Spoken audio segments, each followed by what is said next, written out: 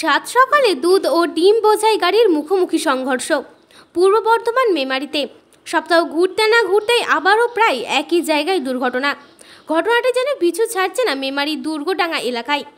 আজ আবার সাত সকালে মেমারি থানার অন্তর্গত দুর্গডাঙ্গা এলাকায় দুধের ট্যাঙ্কার ও বুলারো পিকআপ ভ্যানের মুখোমুখি সংঘর্ষ।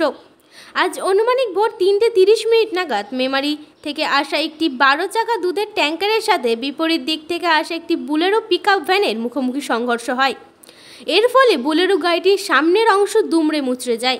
অপরদিকে দুধের ট্যাঙ্কারে তেমন কোনো ক্ষতি না হলেও গাড়িটি নিয়ন্ত্রণ হারিয়ে নোয়ানজলিতে গিয়ে পড়ে।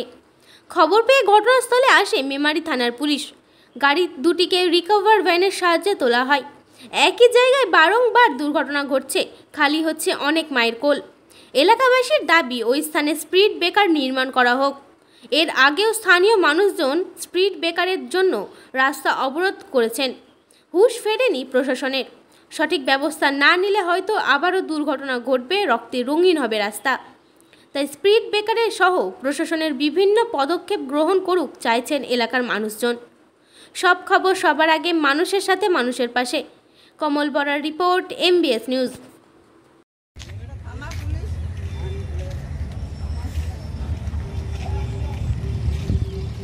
কেউ হয়েছে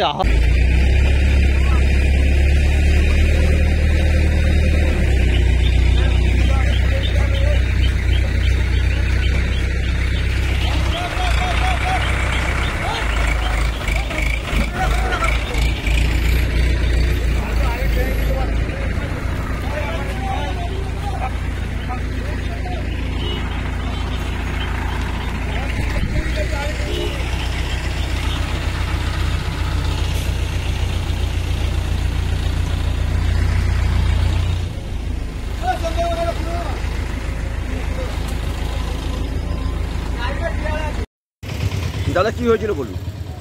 এখানে আবার এটা বোধহয় চতুর্থবারের মতো আর একটা অ্যাক্সিডেন্ট হয়েছে।